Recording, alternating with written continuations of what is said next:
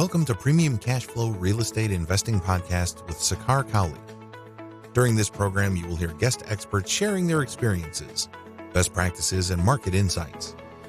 We discuss investing in multifamily apartment complexes and how a busy professional can passively invest hassle-free in various opportunities. Your host, Sakar Cowley, owns millions of dollars of assets and has done thousands of value-add projects over 20 years now. So listen in for insights. Here's your host, Sakar Cowley.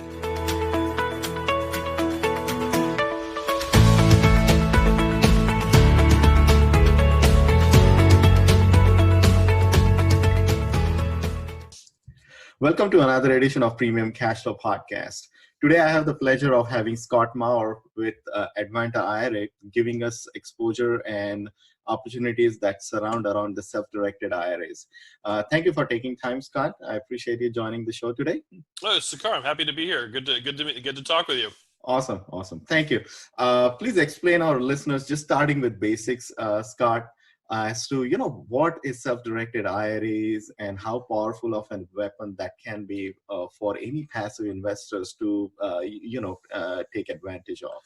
Yeah, they're extremely powerful vehicles. It's the fact that most people don't know they exist is the downside. I mean, a lot of people don't know they have these options. But what a self-directed IRA at its core is in a concept, the ability for you to take money in your regular IRA, your Roth IRA, your SEP IRA, maybe an old 401k account, instead of being tied to mutual funds, stocks, other securities, you can invest your IRA funds into a number of alternative assets, gold and silver, real estate syndications, notes, mortgages. There's so much more you can do. And that's really what a self-directed IRA offers you, is the ability to choose your own investments and take control of your account. So if you have any type of IRA account, you can self-direct it. You just have to take the step of working with a company like Advanta to be able to move your funds, keep them tax protected, and then ultimately choose the investments that you understand, that you can control.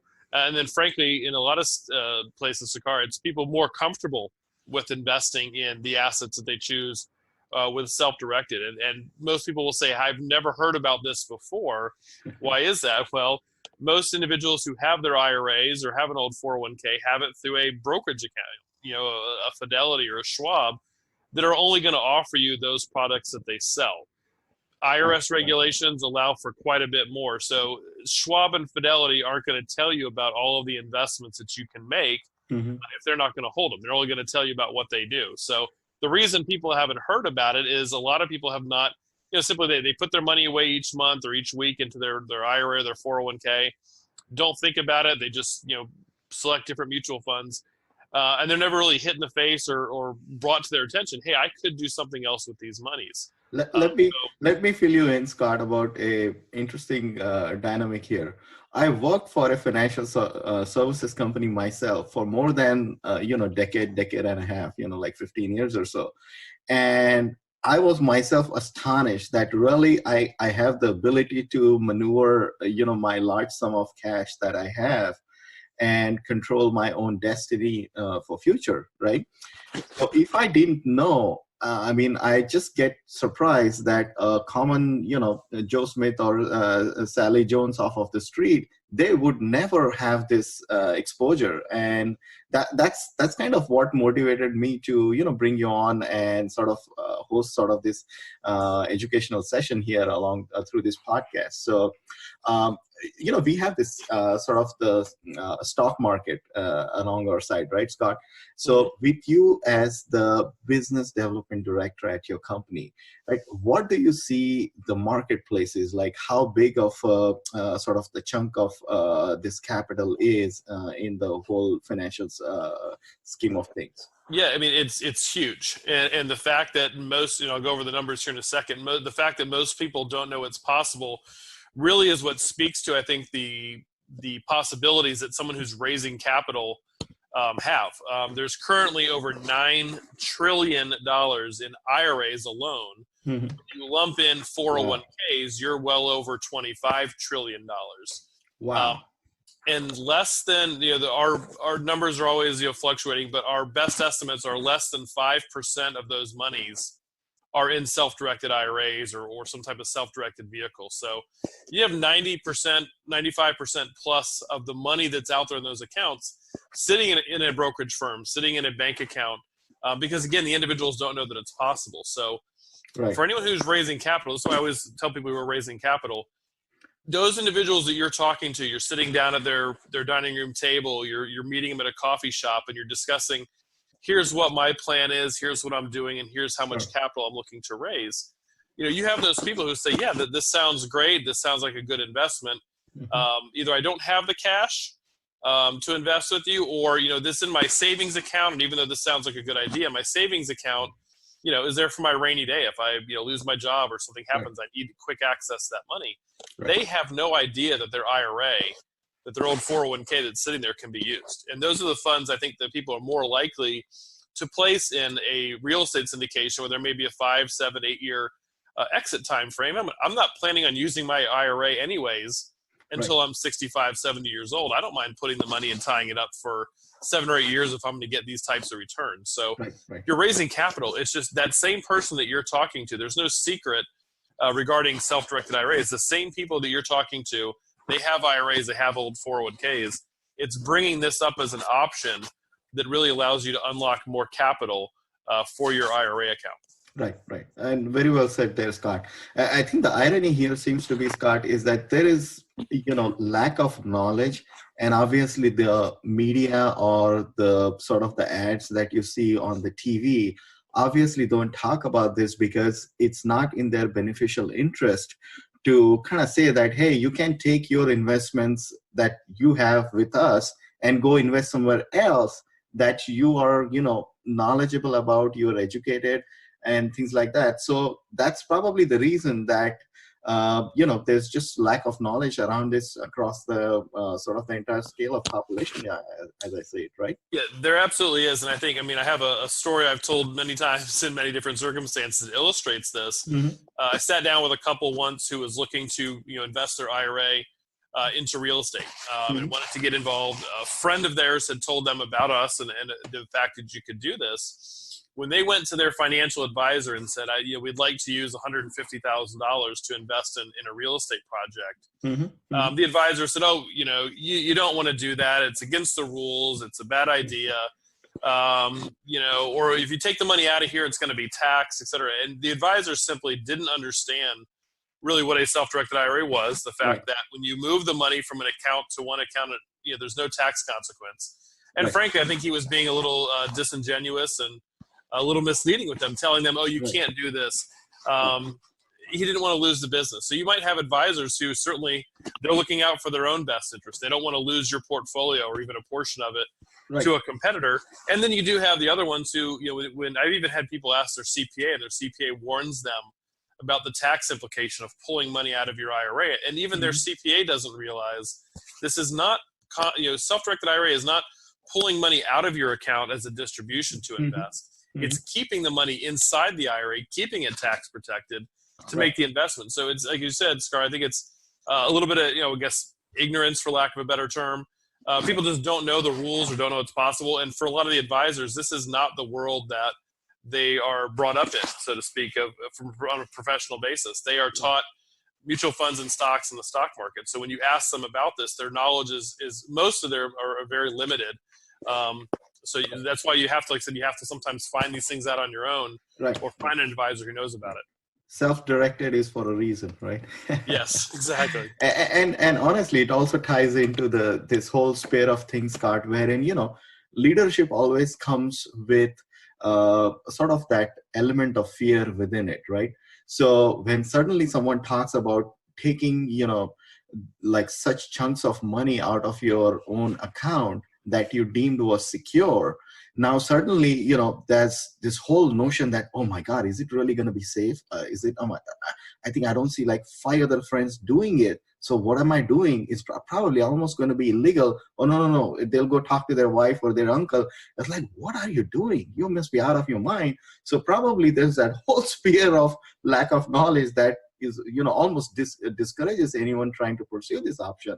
And here we are, the multifamily syndicators, that we are sort of, in that sort of at the top of the cannon, I like to say sometimes, is that we're trying to educate and do the right thing. And of course, bring you on as educated experts who can guide us in some of these matters. So I appreciate you taking time. So yeah, no, and you're absolutely right. It's people that don't know, and you get the spouse that says, "Why are you doing this?" or the relative who just doesn't understand it, because for some people they see something new and they run. It's scary.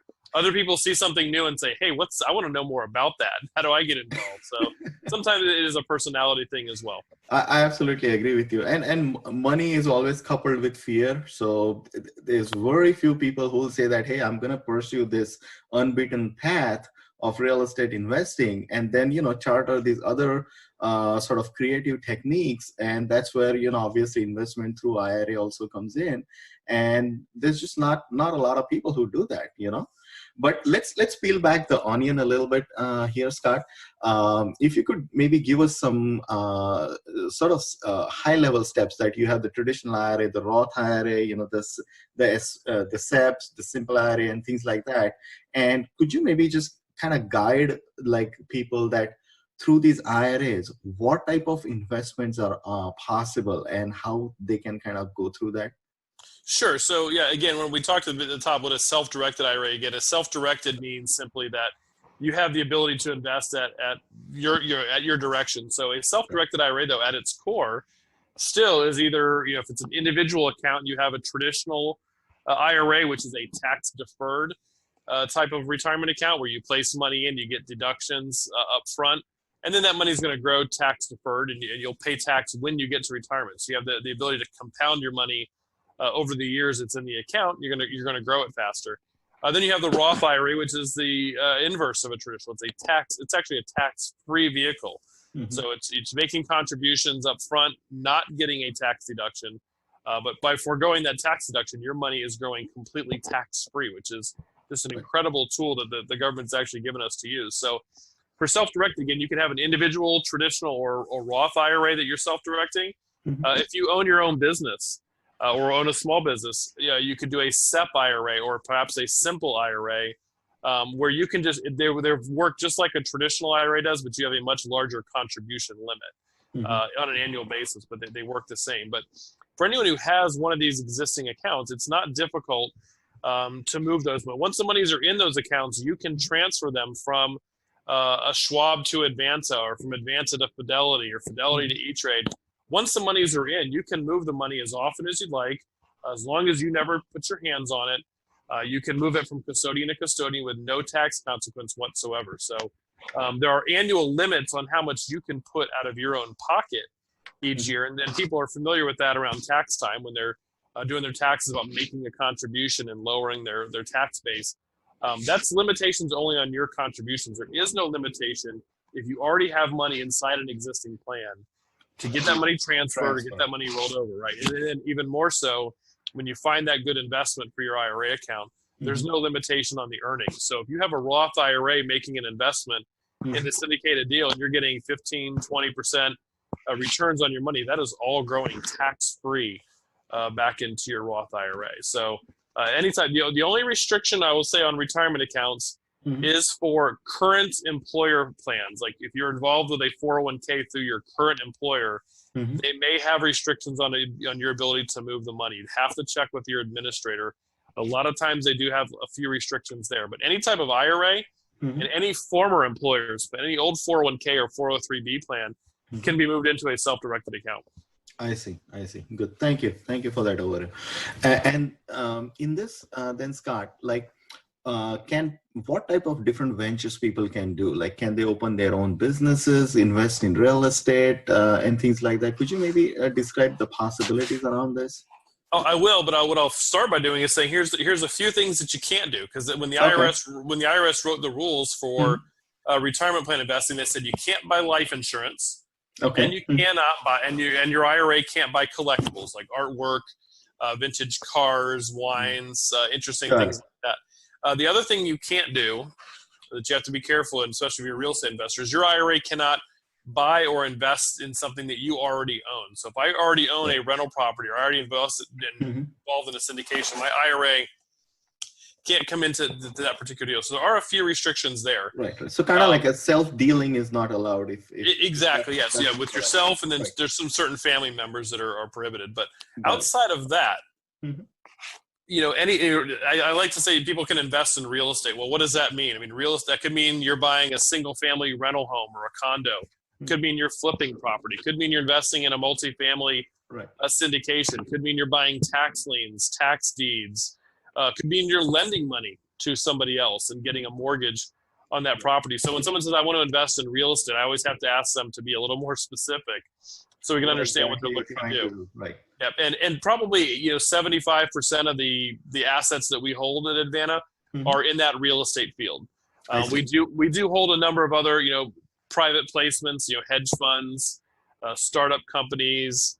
Again, I mentioned gold and silver, foreign currency trade, a lot of different things. We've even had some people invest in cryptocurrency at times. So again, as long as it's not life insurance or collectible, your IRA can invest in it. And from our standpoint at Advanta, we just have to make sure that we can document the investment. That's the important thing on the IRA side. And on the IRS side is to show and prove that your IRA does indeed own this particular investment. So for multifamily syndicators out there, your private placement documents, your subscription documents, those are the documents we need to see that show the IRA as an investor.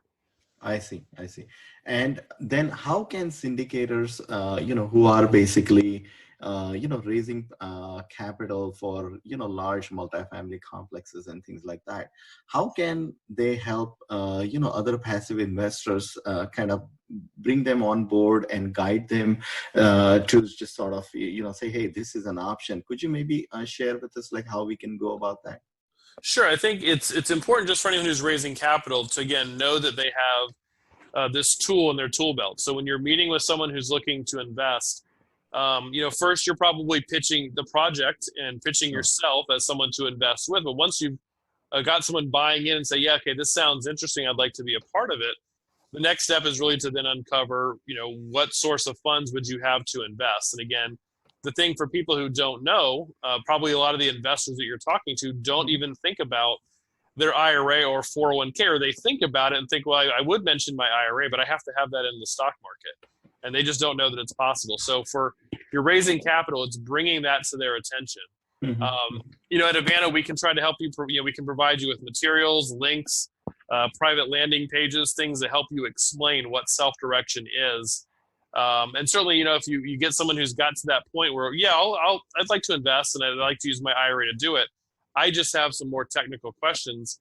You don't have to be an expert on that. That's where you could put them in touch with someone like myself to then walk that person through, saying, here's the steps you're going to take, here's why it's not taxable, and answer their questions on the IRA side of things. We wouldn't be able to vouch for the investment or talk to them about that, but we can at least walk them through that part. So I think for anyone raising capital, it's good to probably get a basic understanding of self-directed IRAs, understand that it's not taxable, and know the concept. And then after that, it's merely letting a professional like myself just really explain the ins and outs and the unique questions that someone's going to have that are in our industry specific. But again, get yourself educated, and then let us help you. We can provide you flyers and landing pages, things like that, to help you explain the concept better to your investors. Right.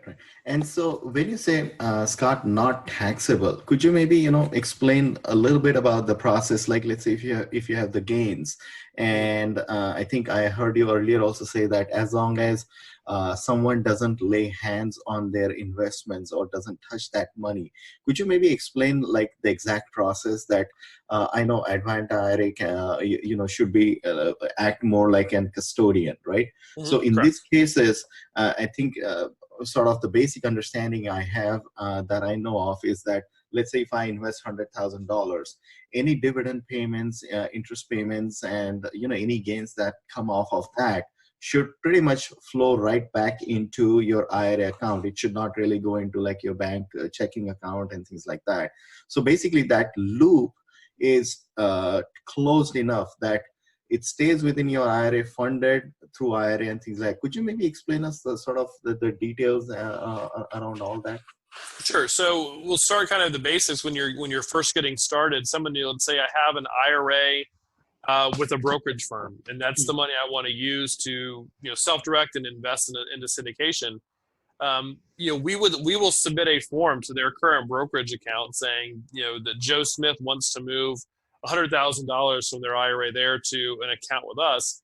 If the money doesn't touch your hands, meaning that your brokerage firm is sending a check or wire directly from their account to the new account you open with us, it's a trustee to trustee transfer, tax-free movement of funds. It's not reportable to the IRS at all.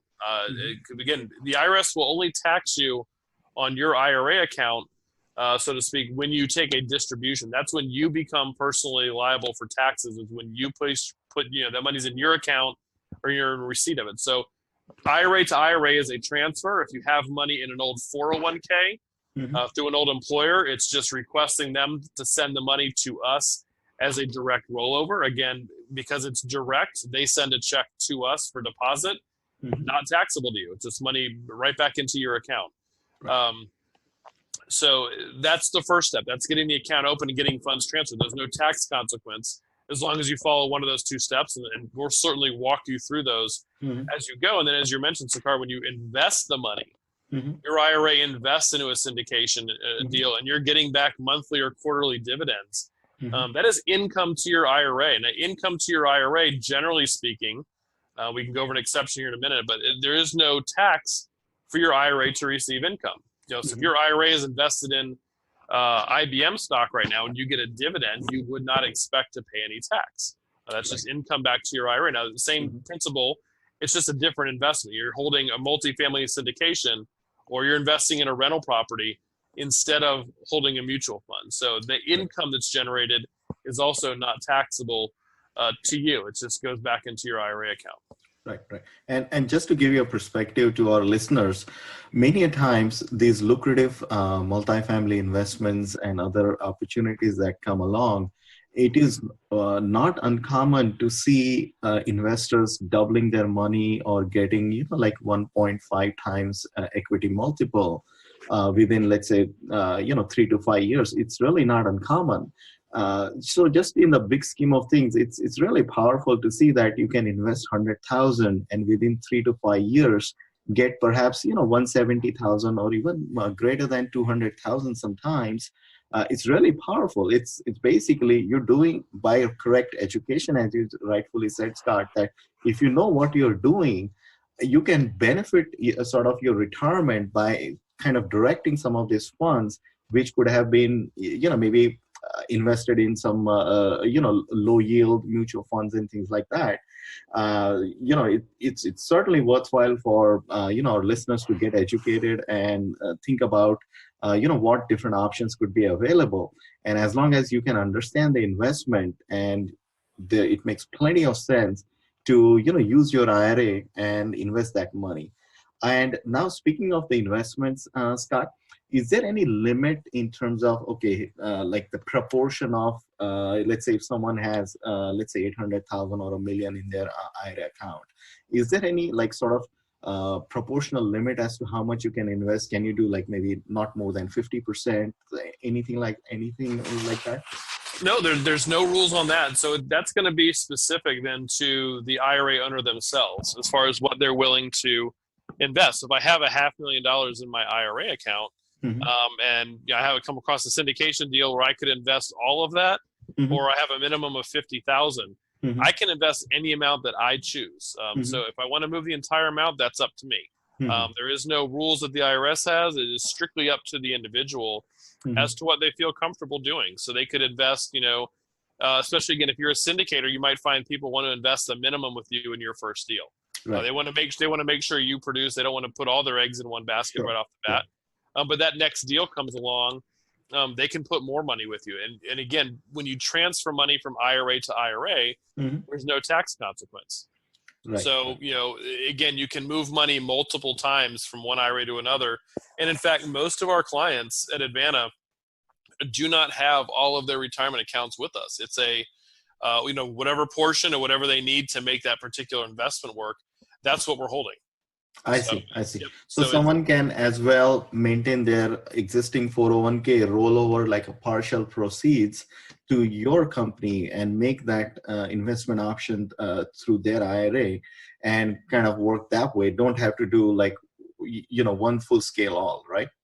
correct, right. So the only restriction on doing that is if with your current employer, you may be restricted on what monies you can move. But other than that, old 401ks, IRAs, you can do all, portion, whatever you want. We have people who make investments with us for 5 years. The investment pays off, and when they're done, they take the money and go right back to a brokerage firm or a bank, and move money back and forth. You have that freedom and flexibility. Right, right. Thank you for clarifying that. So basically, in other words, if your 401k is vested for certain number of years, and hopefully that vesting period then allows you to transfer, those would be good candidates to move over and start, the self-direction process, basically. Yeah, absolutely. Yeah, that again, with a current employer, I just encourage everyone just to call your employer and say, I need to roll this money to an IRA, or I need to roll a portion of it, and see what they tell you. They'll either say, okay, here's the form, or you're not eligible. But just ask the question. The first question they might ask is, who told you that? Yeah, that's true.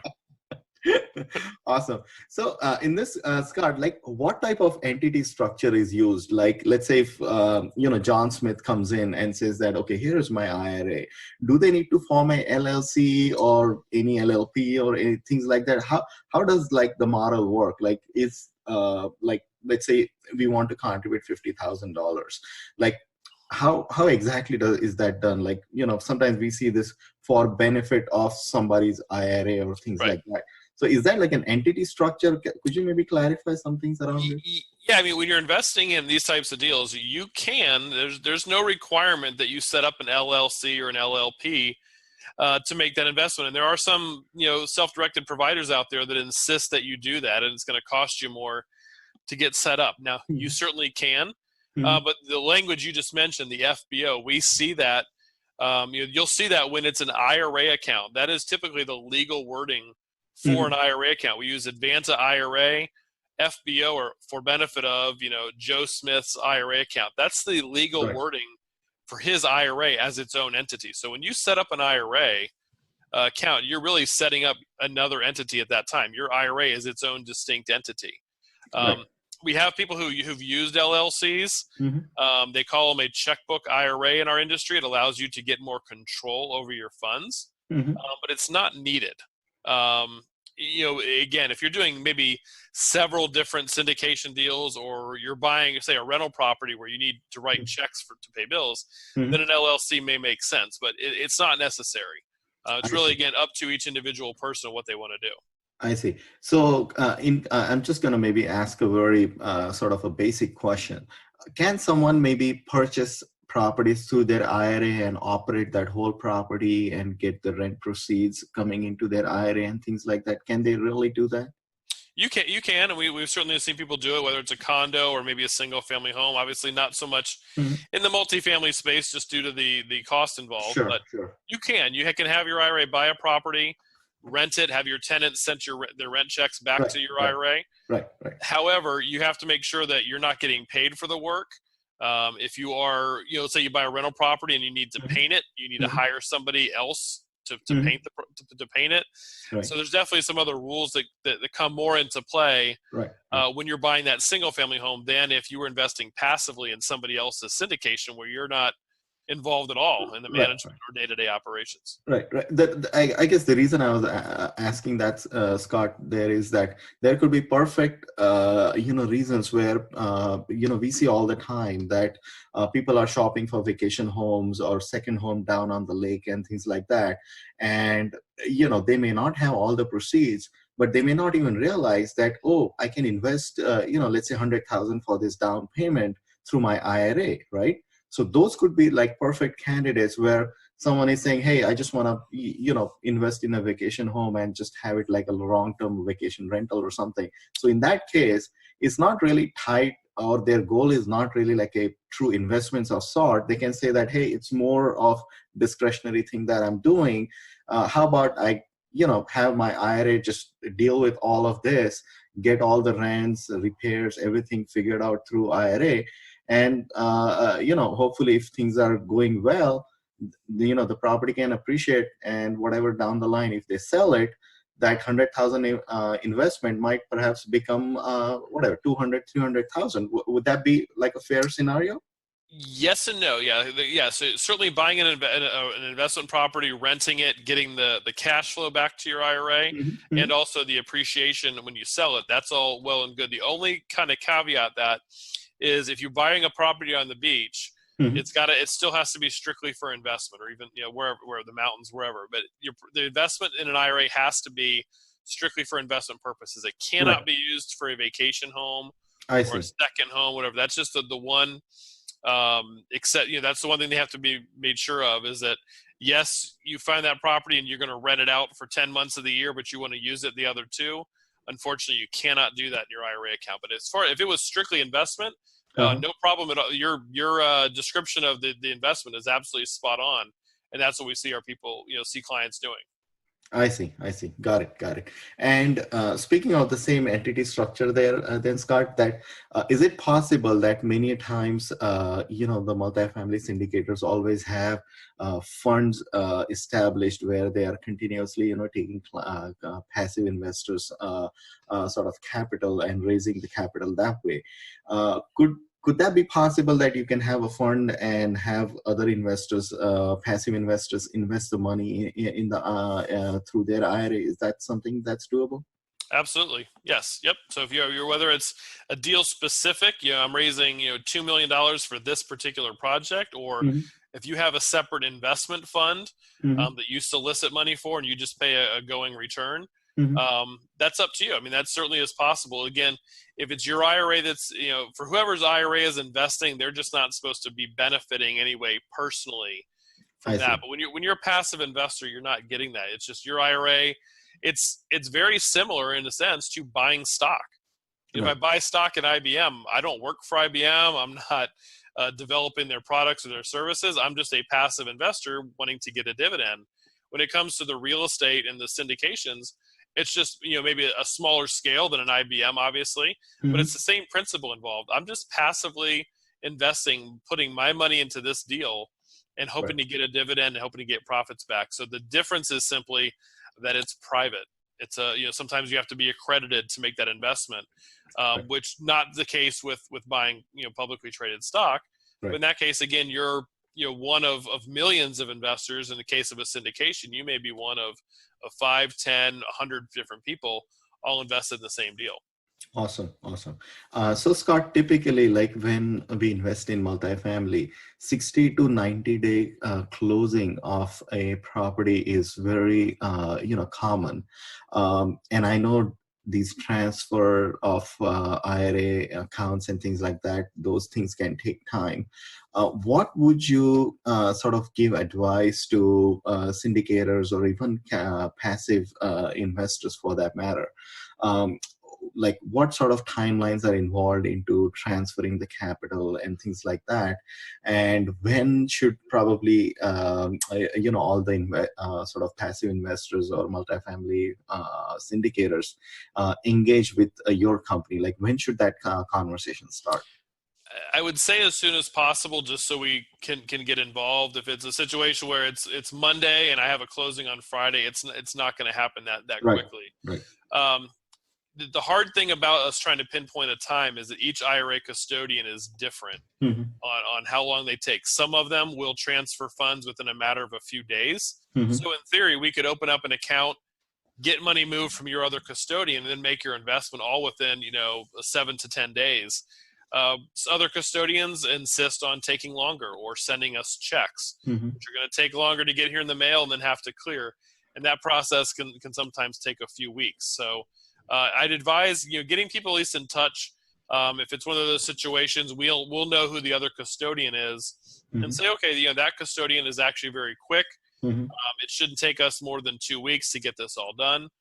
Or the situation where it's like an old 401k. Those, for instance, anytime you roll over from an old 401k, 99% of the time they will send a check. They will not wire transfer funds. So that's going to slow the process down. So it's just getting an understanding and probably getting people in touch with us as soon as possible. The other thing that we will do with the syndicator is, all those private placement investment forms, the subscription documents, it's good to get those to us as soon as possible as well, so that we can be able to go through them, know where the IRA is going to be listed, and also work with the client as soon as we get the account set up, so that all we're waiting for is the funds to arrive. And so, you're looking from anywhere, again, from a week to possibly 3 or 4, just depending on who the other custodian is for the whole transaction to finish. Right. I think in big scheme of things that you described here, Scott, I mean, 2 to 4 weeks is really not bad. I think the key is that understanding that this option is available, that you can sort of take advantage of, and getting the paperwork and being ready and prepared seems to be the key. And once I think that sort of some of that groundwork is laid out, transferring the funds or getting the paperwork ready to get the investment going, that should not be too big of a deal. Would that be correct? Yeah, it's not. It's getting the person, again, from our perspective, we're usually hearing from this individual after you've already sold them on the investment, and this person is now considering using their IRA to actually make the investment. So right. At that point, it's just doing paperwork. We could try to speed up the process as much as we can on our end. Right. I can tell you, we're very quick with what we do. If there's any ever waiting time for the investment, it's always just getting the funds transferred from the other custodian. So it doesn't take much, but yeah, it's a good idea just to get transactions go so much more smoothly. Everybody's happier when you give it a couple of weeks, so that it just, the money just comes in. There's no hiccups. It's when you're trying to cram something in within a week or to 10 days and just have to get it done. That's when mistakes get made. That's when, or when issues pop up. Right. And that just gets frustrating for everyone. Oh, I know. The stress level is pretty high when you have sort of some timelines behind you and you just don't have time. I can understand that. Sure. So in this, Scott, one of the things is that how is your company specialized into handling the syndications and guiding, sort of the passive investors, right?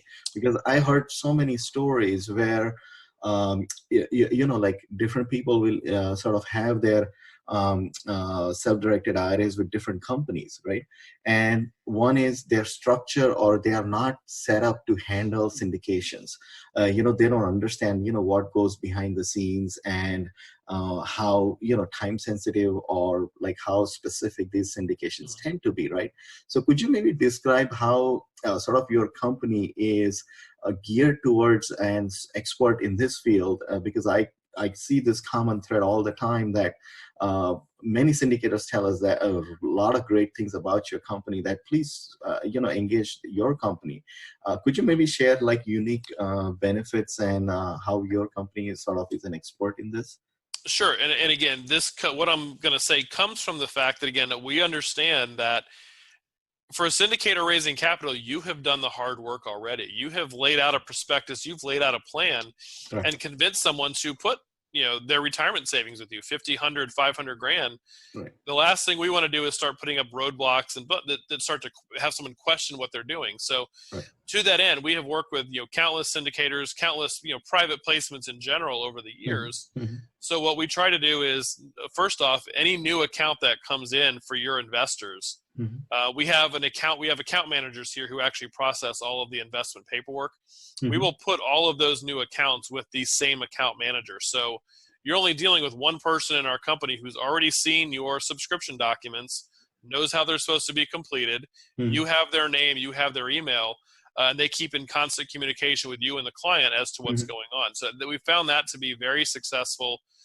So that you're not bouncing around to different departments and different individuals who you might get one answer from one person and a different one from someone else. That number one has been, I think, the biggest key to us in making things easy and as simple as possible, is having that direct account manager, one person to talk to.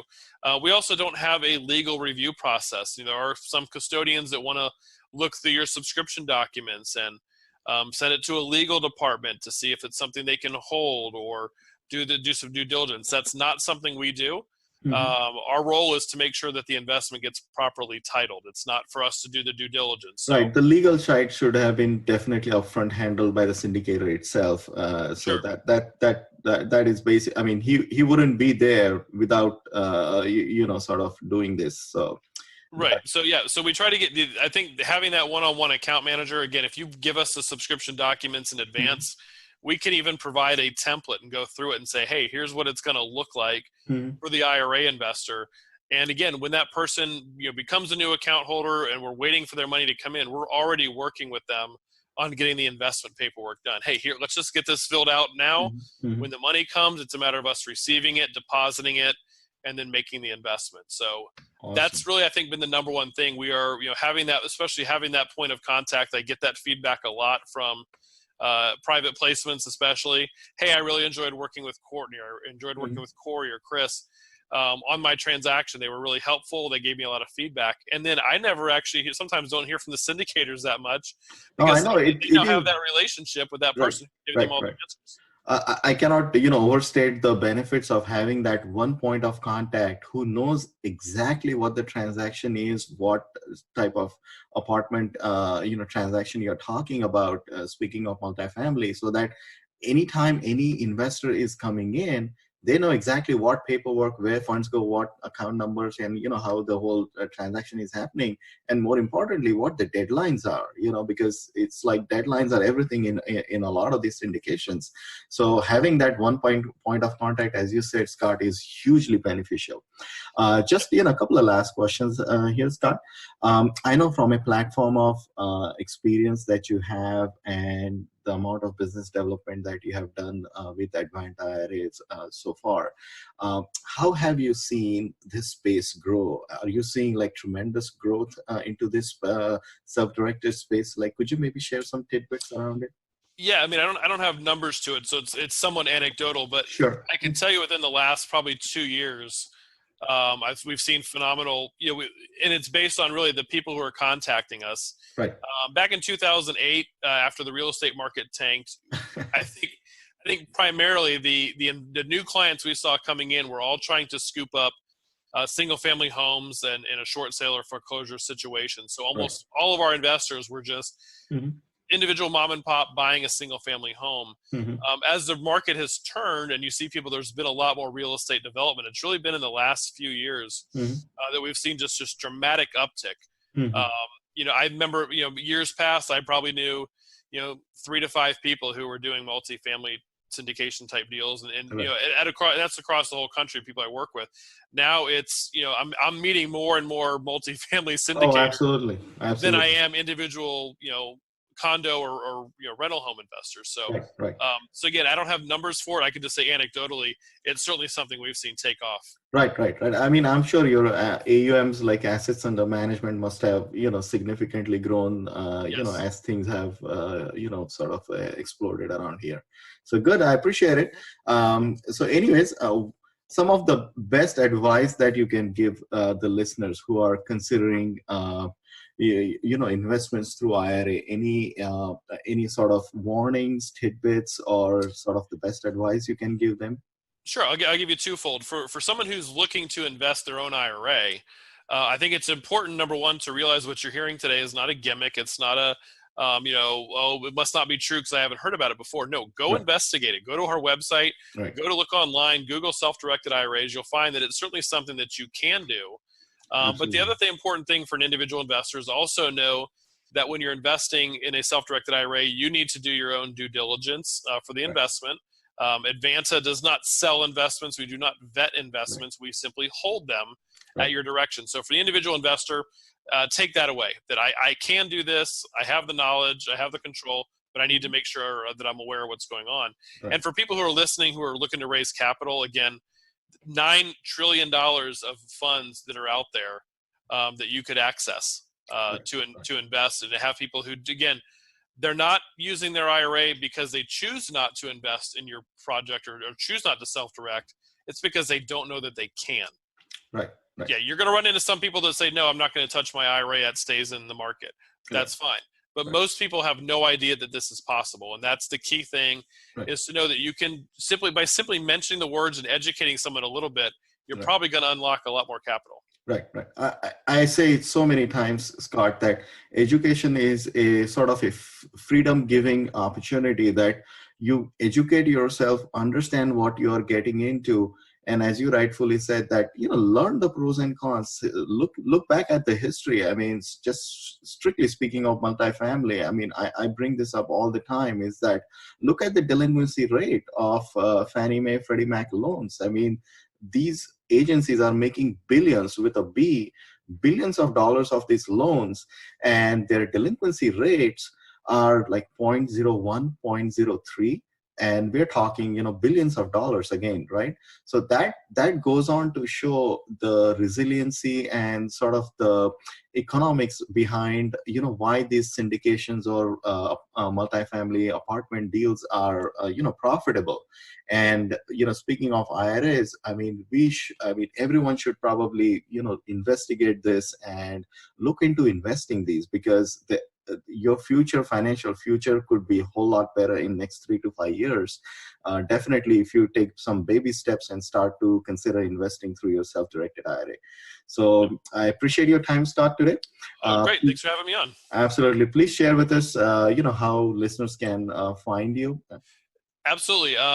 Best way to get a hold of me at times, just call me. The number is 800-425-0653. My direct extension is 1123. You're going to get me. And you can also visit our website. As I mentioned, part of the journey of self-directing is really becoming educated. Right.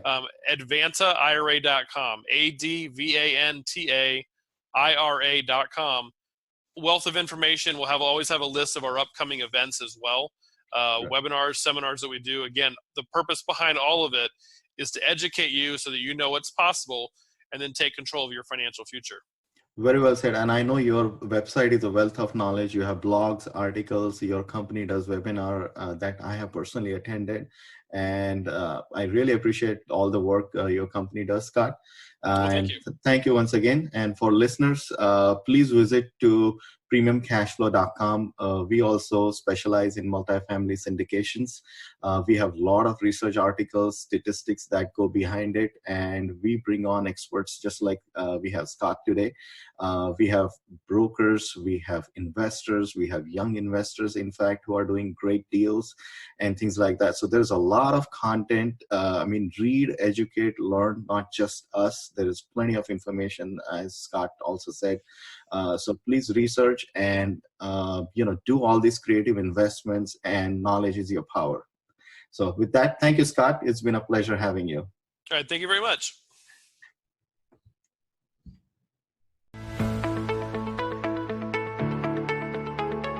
Thanks for listening to Premium Cashflow Real Estate Investing Podcast. Please join us at premiumcashflow.com to sign up for weekly updates, research articles, and more. We will see you again for another great interview with an expert guest.